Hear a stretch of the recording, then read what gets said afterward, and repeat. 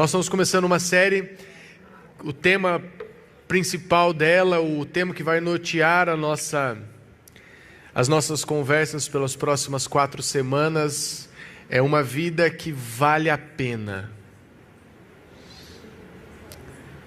Eu me lembro que na minha adolescência eu tinha um questionamento que hoje eu sei ser um questionamento filosófico que me incomodava profundamente. E eu às vezes me pegava lá no sítio, morando na roça com os meus pais, e eu lembro que muitas vezes no trabalho repetitivo da agricultura, trabalho braçal, muitas vezes eu peguei me olhando para o céu e me perguntando, e se eu não existisse? Não era uma ideação suicida ou nada desse tipo, era mais um questionamento no sentido, e se eu não existisse? E se meu pai e minha mãe não existissem? Como as coisas seriam? E se não existisse ser humano, como seria? E se não existisse terra, se não existisse nada disso? E eu me lembro que eu ia nesses questionamentos até que em algum momento eu me sentia como se eu estivesse me afogando. Já se sentiu se afogando? Parece que as coisas à nossa volta estão tão complexas, tão difíceis, tão corridas, tão profundas, que parece que a gente está se afogando. Normalmente, o sentimento de estar se afogando, ele está linkado a viver uma vida que não está valendo a pena. E é possível passar por essa vida e chegar ao final dela e ela não ter valido a pena. Já viu a expressão, fulano desperdiçou a vida dele? Então talvez a pergunta que nós devemos nos fazer constantemente é, qual é a vida que vale a pena ser vivida? Como eu vou viver uma vida que vale a pena? E essa inquietação, ela tem a ver com um sentido, com um propósito. A minha pergunta sempre era, e se eu não existisse? E se meu pai não existisse? Minha mãe não existisse? E aí, hoje eu sei que essa pergunta tem a ver com propósito. Propósito tem a ver com saber responder algumas perguntas. Responder perguntas do tipo, quem eu sou? De onde eu vim? Para onde eu estou indo? E o que vai acontecer quando esse momento acabar? Então, quando nós conseguimos responder essas perguntas, e durante as próximas semanas nós vamos tentar respondê-las junto com vocês, a gente começa a entender o sentido da nossa existência. E esse propósito, esse sentido vai nos dar forças para passar. Porque mesmo em uma vida que vale a pena, existem bons momentos e momentos difíceis. Talvez esse seja um spoiler não muito bom que eu estou dando para vocês, né? É possível você viver uma vida que vale a pena, mesmo em meio a momentos difíceis. Então, nós vamos trabalhar isso durante as próximas semanas. E a primeira pergunta, a pergunta de hoje é, será que existe sentido na vida? Nós vivemos na época do que o filósofo Balmer chama de modernidade líquida. E daí surgiu termos como amor líquido, relacionamentos líquidos. O que basicamente, o que ele quer dizer com esse termo de modernidade líquida, ele quer dizer que a existência na nossa época, ela é tão sólida como a água. Em outras palavras, não há solidez nenhuma, ela é móvel, ela é moldável, ela se transforma, ela muda. Numa sociedade onde tudo é certo, onde você é livre para ser qualquer coisa, é interessante perceber que as pessoas se encontram no momento vivendo uma realidade de falta de propósito. A liquidez desse momento não tem sido uma base sólida para se construir uma existência. Por mais que o discurso seja bonito, por mais que seja lindo, frases do tipo, cada um tem sua verdade, ou a verdade é relativa, e normalmente quando alguém fala essa frase para mim, eu respondo com uma pergunta que eu aprendi em um dos livros que eu li. Eu sempre respondo assim, mas essa frase sua é verdadeira ou é falsa? Porque se você diz para mim que não existe verdade e essa frase é verdadeira, então existe uma verdade, aqui não existe verdade. Parece uma frase inteligente, mas na verdade ela é uma frase burra. Não existe verdade. Não, mas essa frase é verdadeira? Ou, o importante é ser feliz. Se o seu coração pede, faça. Porque o importante é você ser feliz.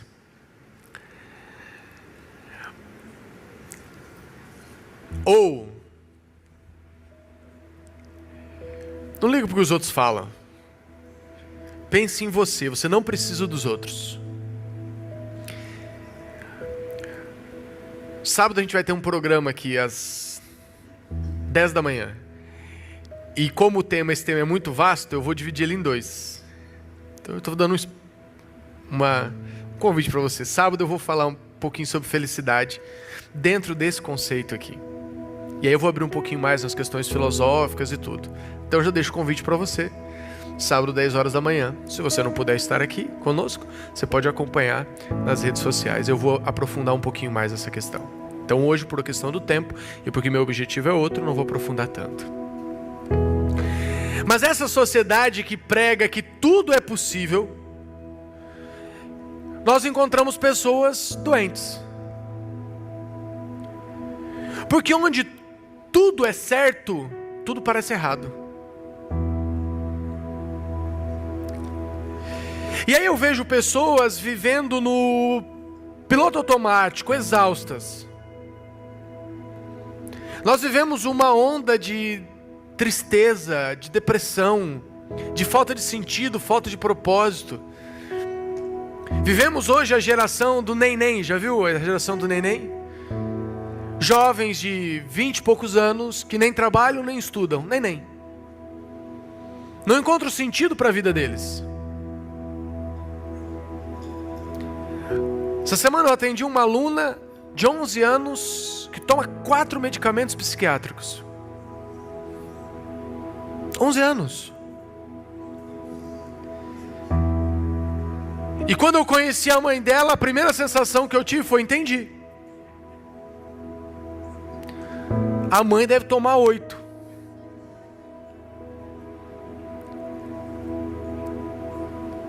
E aí nós começamos a ver pessoas correndo de um lado para o outro, vivendo uma liberdade, mas vazias, sem sentido para a existência, sem propósito, ferindo e sendo feridas, se encontrando sozinhas diante dos seus desafios, carregando fardos que não têm condição de carregar, seguindo o seu coração, todo o seu destino, dando liberdade para os seus desejos e imaginação e coração, e se encontrando no vazio do sofrimento ao final disso.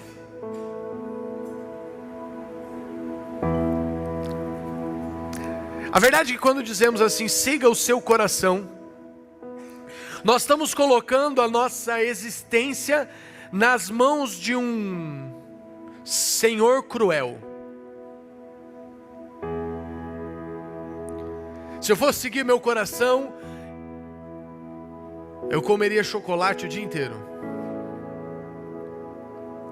Eu sou viciado em adrenalina. Se eu fosse seguir meu coração, eu provavelmente não estaria vivo. Eu chego no alto de um prédio, eu tenho vontade de pular. Eu não quero me matar. Os psicólogos aqui já estão me avaliando aqui, né? Eu não tenho vontade de me matar. Mas eu olho pro lado de cima e eu falo assim, cara, deve ser muito massa pular daqui. Adrenalina do pulo, entendeu? Não pulo porque eu sei que eu vou morrer, né? Eu brinco que nós moramos no 11º andar, tem tela nas janelas e tudo. Não é por causa da minha filha de 11 anos. É por causa de mim. E até já deixo avisado você que uma das primeiras coisas que eu farei quando chegar na eternidade, quando nós voltarmos aqui para a Terra Transformada, é ir lá para Cataratas do Iguaçu e pular lá. Porque toda vez que eu vejo aquele negócio me dá vontade de pular. Não pulo por quê? Porque morre. Depois de Jesus voltar não vai morrer mais. Então quando estivermos no céu, eu e você lá, e você me acompanhando no Twitter, no X, né? E você vê eu postando assim, #partiu Tibum, saiba que sou eu que estou indo pular nas cataratas. Se você quiser assistir, fica à vontade. Mas esse é meu coração. E eu falei de coisas absurdas aqui, mas as pessoas têm levado isso a sério. Então um homem, ele constrói uma família. Mas aí um dia, num momento de loucura, um momento de insanidade, um momento onde o coração dele se inclina em outra direção, ele destrói aquilo que ele construiu. Ele traz sua esposa. Mas o coração pediu. O coração é manipulável. E nessa sociedade que olha para você e diz assim, faça o que tiver no seu coração. A vida é sua, você só tem uma vida. Encha o seu coração. Aqui há um outro problema. O nosso coração possui um vazio. E eu não conheci ninguém que olhasse para a sua vida e falasse assim, vou satisfazer os meus desejos até inundar o meu coração. Que no final, em vez de encontrar um coração satisfeito, não encontrasse um coração entediado. Então, aquele que se inclina para a bebida, eu nunca encontrei alguém que tivesse bebido o suficiente. Aquele que se inclina para outros entorpecentes, outro tipo de droga, eu nunca encontrei um que tivesse usado o suficiente, a ponto de falar assim, meu coração não precisa mais. Aquele que o coração se inclina para a promiscuidade, eu nunca encontrei um que falasse assim, meu coração se encheu da promiscuidade, eu estou bem. Ele é um Senhor cruel, que sempre pede mais, mais e mais. Será que o que está nos afundando não é fazer exatamente isso? É seguir o nosso coração sem medir qual a direção que ele está nos levando? Onde é que a gente busca sentido para a vida? Onde é que o nosso coração busca sentido? Alguns de nós buscamos sentido no sucesso profissional. E imaginamos que uma promoção, um novo cargo. Só que o sucesso profissional também é um Senhor cruel.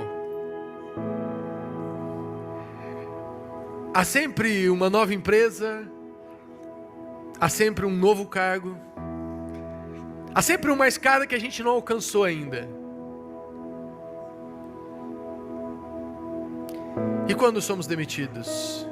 E quando a crise econômica bate na porta? E quando a empresa fale? E quando chega a hora de se aposentar?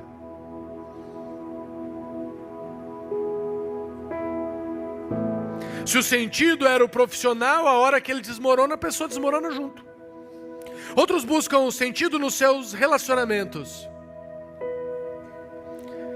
E relacionamento é fantástico.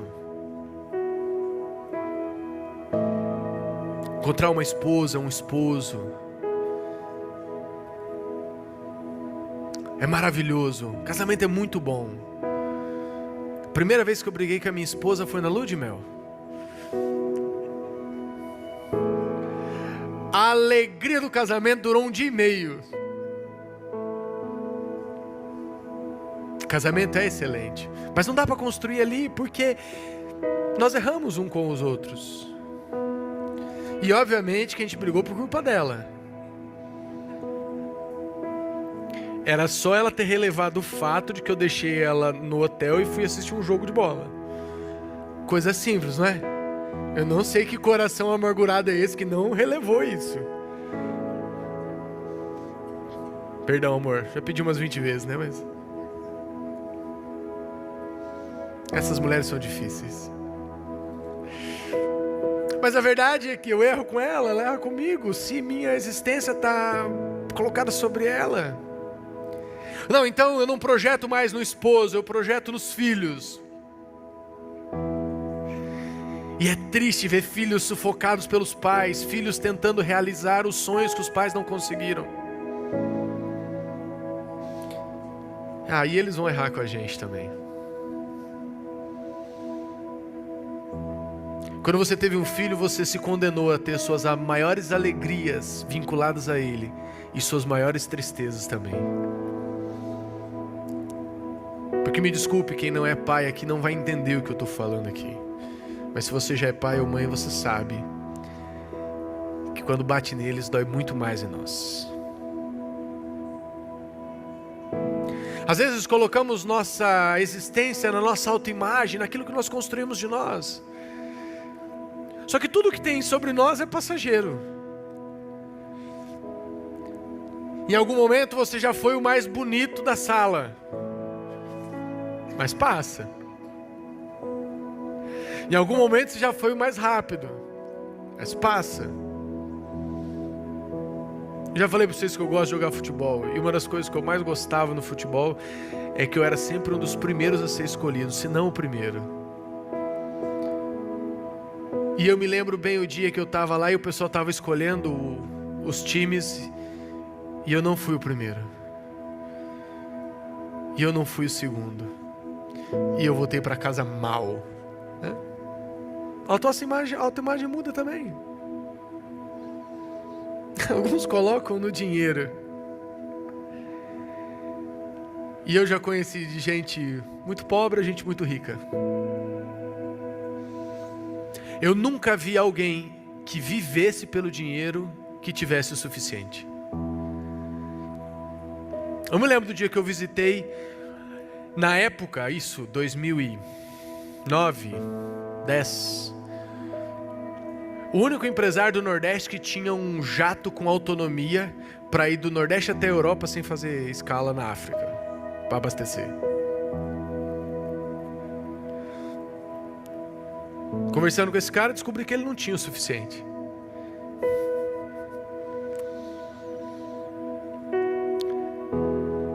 Todas as nossas fontes, elas são instáveis, como areia movediça. E quanto mais você se mexe tentando se agarrar nelas, mais elas vão te levando para o fundo. E em algum momento elas cobrirão sua cabeça e te levarão à sensação de que você está se afogando. De que a morte está aproximando. E de que a vida não valeu a pena. Então será que é possível encontrar um sentido maior? É possível que nós encontremos um caminho, uma direção?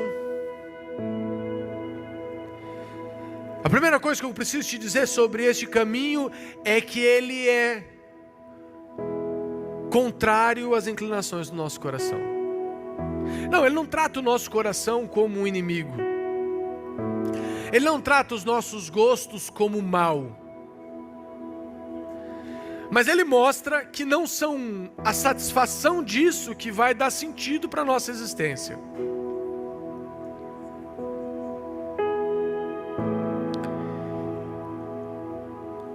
Entender qual é o propósito da nossa existência tem a ver com olhar para aquele que nos construiu. E encontrarmos um sentido naquilo pelo qual nós somos feitos. Um serrote é uma excelente ferramenta se for usado para serrar. Se você pegar ele e tentar pregar um prego na parede, a existência dele não encontrará sentido.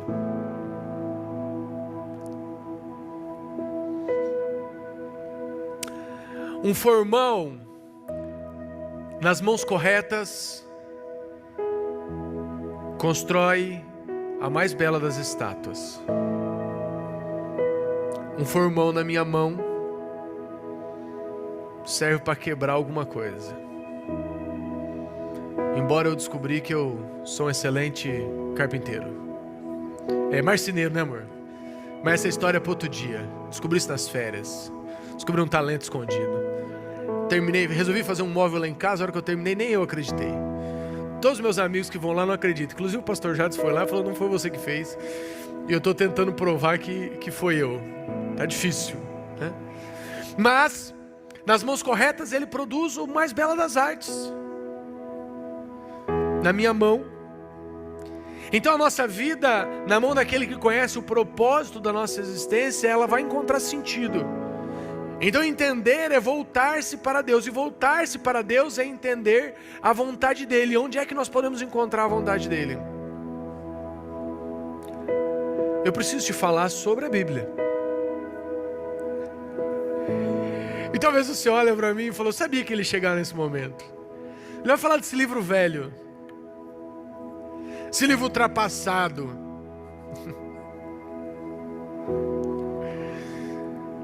Esses tempos um teólogo importante aqui no Brasil, não vou citar o nome dele, mas escreveu: a Bíblia ela precisa ser atualizada.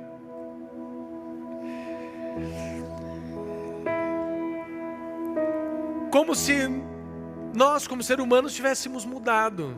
Não mudamos, ser humano é ser humano. Eu poderia te falar muitas curiosidades sobre a Bíblia. Seus 40 autores, 1400 anos entre o primeiro e o último livro escrito. Quem sabe aqui qual foi o primeiro livro escrito? Quem quer chutar? Livro de Jó, escrito por Moisés, enquanto ele estava no deserto de Midian, antes de libertar o povo. E o último?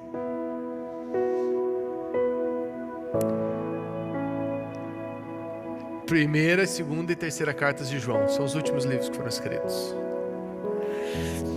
Poderia falar sobre os 40 autores de níveis de educação diferentes. Poderia falar sobre as antecipações científicas que há na Bíblia. O fato de que a Terra é redonda. Sim, a Terra é redonda, tá?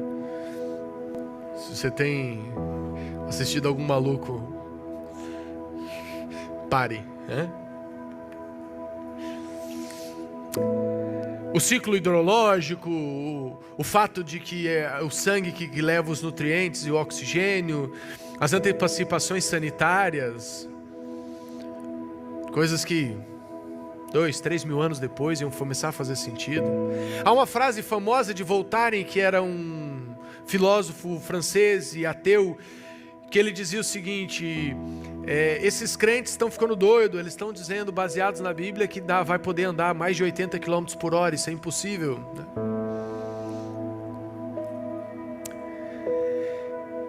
Mas a Bíblia não é um livro de ciências, e ela nem se preocupa a ser. Ela vai soltando essas verdades, mas não é um livro de ciências. Eu podia te falar sobre a forma miraculosa como ela foi preservada.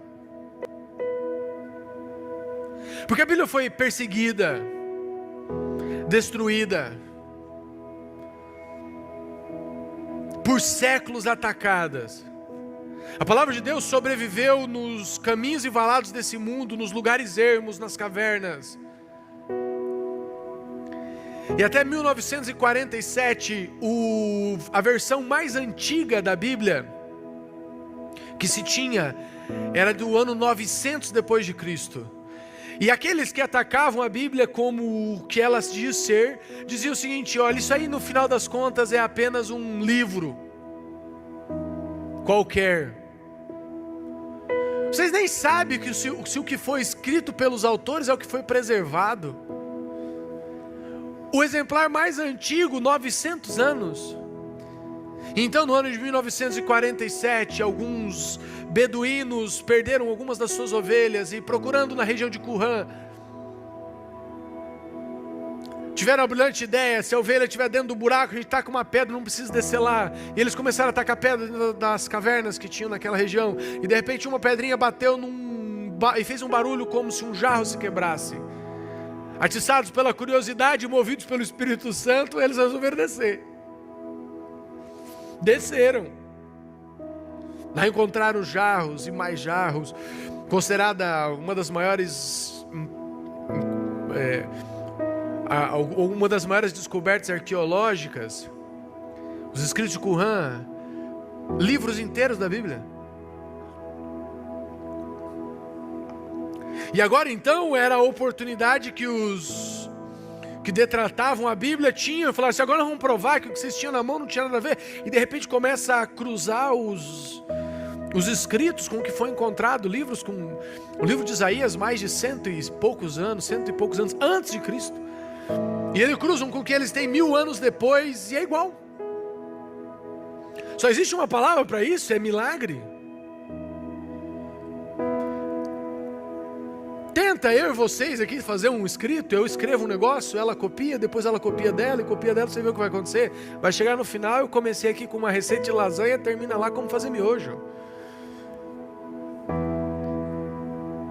E a Bíblia foi sendo preservada. Eu podia te falar sobre isso, podia falar sobre a coerência de Gênesis e Apocalipse,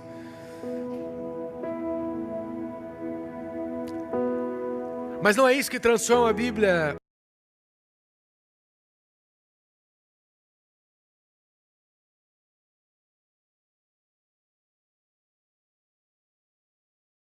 Alguém diz para mim: não, aqui eu leio, mas eu tiro alguma coisa que eu acho importante. Não, peraí, a Bíblia ela faz um desafio com relação a si mesmo. Ou a Bíblia é a palavra de Deus, ou ela é um livro escrito por loucos.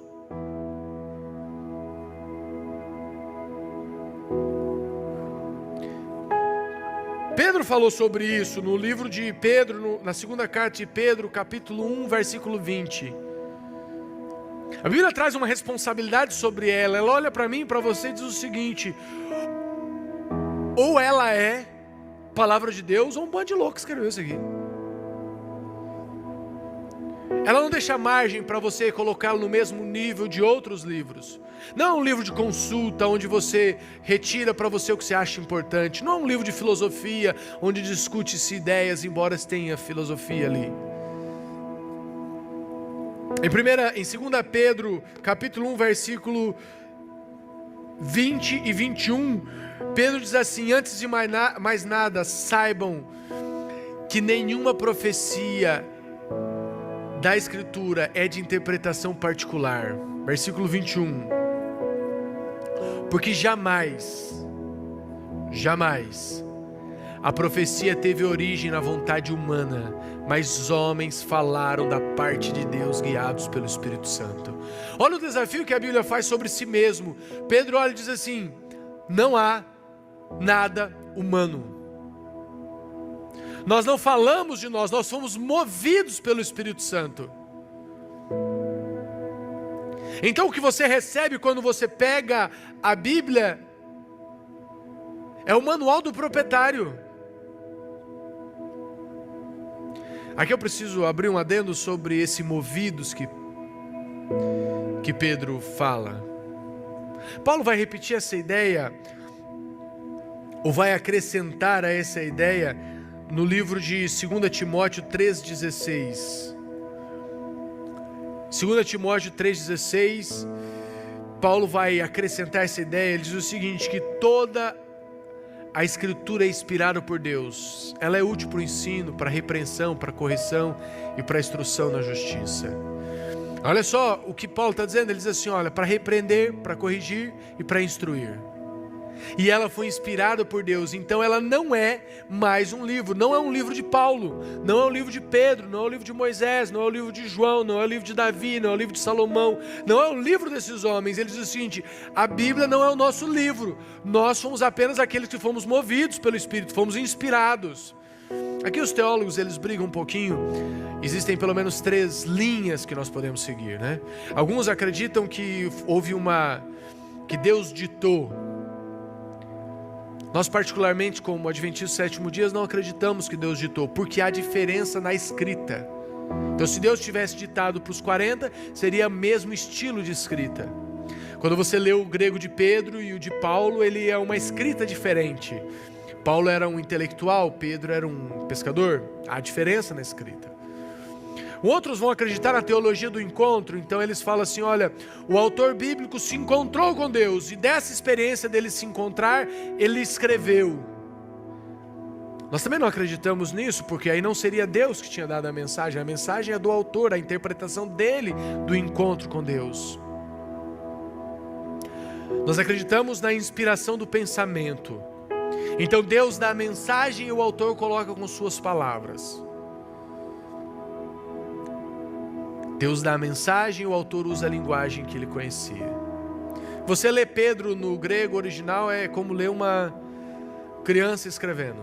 Você lê Paulo era tão profundo que existe uma palavra, inclusive, que ninguém sabe o que significa. Ele tirou de alguma língua das muitas que ele conhecia, e você vai lá no verso bíblico hoje em português, está assim, e a lei serviu de aio, que nos conduziu até Cristo. Aí você fala assim, que miséria é esse aio aí? É que ninguém sabe o que significa, eles transliteraram, pegaram a letra grega e colocaram a letra em português no lugar. Tão profundo que Paulo era.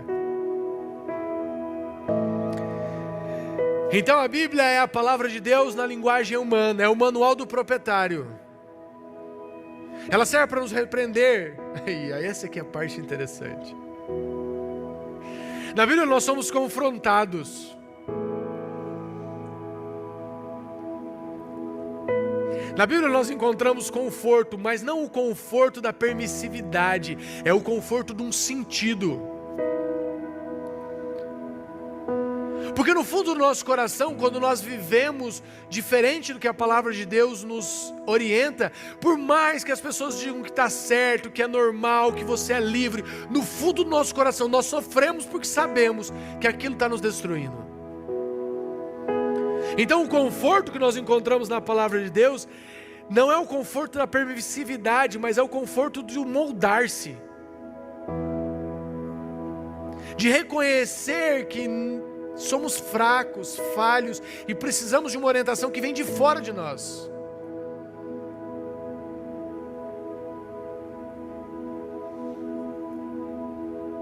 Alguém disse para mim uma vez, olha, nós precisamos mudar algumas coisas na Bíblia para ser menos ofensiva, e eu olhei para essa pessoa e depois até escrevi uma mensagem que eu acho que eu já fiz aqui um ano atrás, uns 7 meses atrás. Eu escrevi assim, o título da minha mensagem é o Evangelho é a maior de todas as ofensas. Porque a Bíblia olha para mim, Ed, e fala assim, Ed, deixa eu te dizer uma coisa, o caminho que você está seguindo vai te destruir, então deixa eu te mostrar aqui. Mas Senhor, meu coração quer ir nessa direção. Ele fala, não, mas espera aí, anda aqui, que o seu coração vai ser cuidado. Ali parece bom, mas é ruim. Ali parece caminho, mas vai ser destruído. E aí que está o poder da Bíblia. Não está na história que eu te contei, não está na forma como foi preservada, não está nas antecipações científicas. O poder da Bíblia se encontra na força que ele tem para transformar.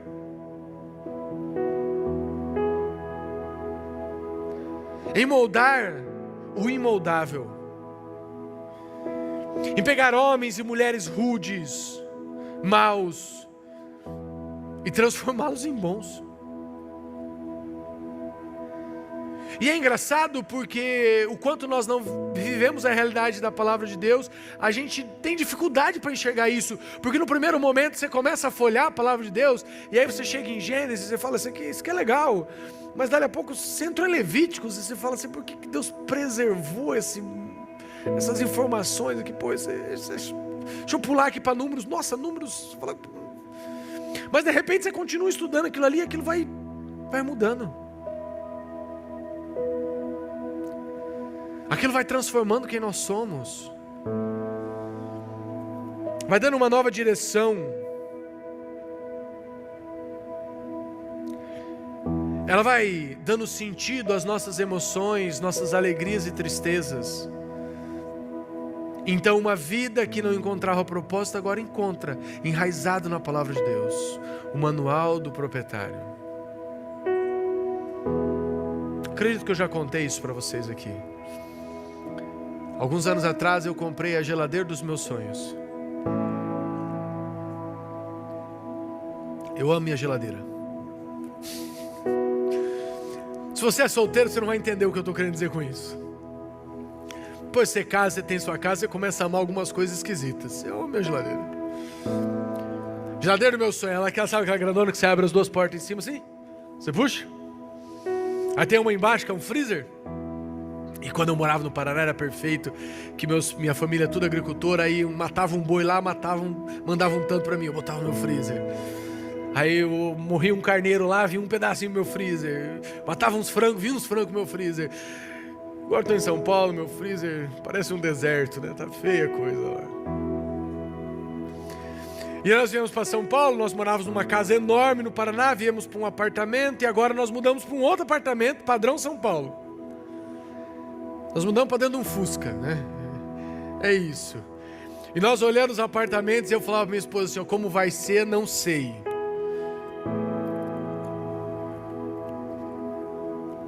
A gente vende todos os outros móveis, que nossos móveis eram todos muito grandes, porque era uma casa muito grande no Paraná. Essa casa no Paraná tinha 240 metros quadrados. Eu falei, a gente vende tudo, agora minha geladeira vai entrar. Se ela vai ficar na cozinha, na sala, no nosso quarto, não me interessa. Mas minha geladeira eu não vendo. A minha geladeira vai lá para casa. E eu consegui levar a geladeira para cá. Tivemos que desmontar um pedaço da cozinha planejada.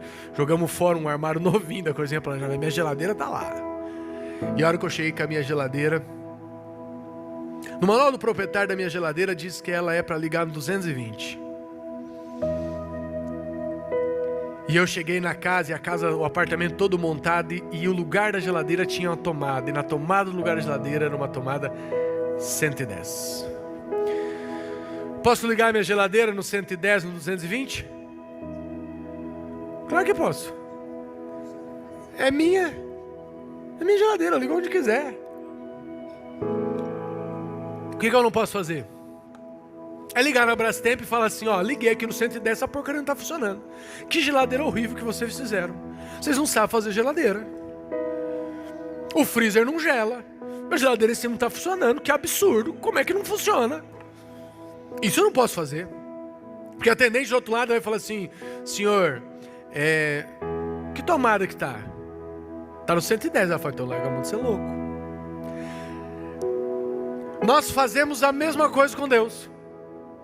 Nós olhamos para Deus e falamos, Senhor, minha vida está ruim, eu estou sofrendo, meu coração está doendo. Aí Deus fala assim, mas você ligou no 110 ou no 220? Senhor, eu liguei no 110. Aí Deus olha e fala assim, meu filho, te mandei um livro desse tamanho dizendo que era para colocar no 220, por que você colocou no 110? Nós não seguimos aquilo que Deus nos desafia a fazer e reclamamos com Deus.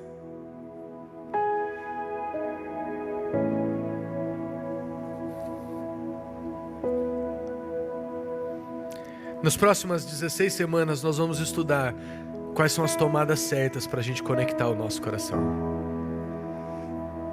Quais são as conexões corretas. E eu quero te desafiar a vir comigo nessa caminhada na palavra de Deus. Na Bíblia. Eu não acredito na Bíblia, eu te desafio. Vem comigo para você poder me questionar. Como é que você não acredita num negócio que você não conhece? Eu não gosto da Bíblia, te desafio, vem comigo. Eu nunca li, leia. Um capítulo por dia, começa nos lugares que você gostar mais. Mas durante as próximas 16 semanas eu quero ir com você. Verdade por verdade. Tomada por tomada, reorganizando as conexões. Não vai ser uma viagem 100% confortável. Porque você vai ter hora que a Bíblia vai olhar para você e vai falar assim, ó, tem que desconectar daqui e conectar ali. Você fala, mas Senhor, eu gosto tanto dessa tomadinha aqui. Eu gosto tanto. Você vai encontrar respostas. De onde você veio, qual o propósito da sua vida e um destino certo para você caminhar. Vamos junto? Vamos? Promete? De dedinho? Deixa eu fazer diferente. Levanta a mão aí. Quem vai vir? Quem quer estudar a palavra? Anotou, Tonhão? É o nome do meu anjo, tá? Eu não sei se eu apresentei eles pra vocês ainda. Meu anjo chama Tonhão. Se você escutou um pouco das minhas histórias, meu anjo não pode ser Enzo. Meu anjo tem que ser enorme. Então eu acho que o meu anjo é tipo um mecânico, sabe? Aqueles grandão assim, fortão. Chama ele Tonhão. Você anotou? Se eles mentir, depois você quebra a perna. Não, brincadeira, não faz isso não, Tonhão. Vamos orar? Feche seus olhos. Senhor, nós queremos encontrar sentido e propósito contigo. Então inunda a nossa vida com sua presença. Cuida do nosso coração, coração que tende para o mal, que tende para se destruir. Nos conduz, Pai, de acordo com sua vontade. Nós vamos abrir a sua palavra, nós queremos aprender de ti nas próximas semanas. Então envia-nos seu Espírito e fala conosco. Mostra-nos a direção. Nos mostre como fazemos as conexões corretas. E perdoe se em algum momento nós temos vivido longe da sua vontade. Por Cristo Jesus. Amém. Que o Senhor te abençoe e te guarde. Que Ele faça seu rosto resplandecer sobre ti. E que Ele te dê a paz.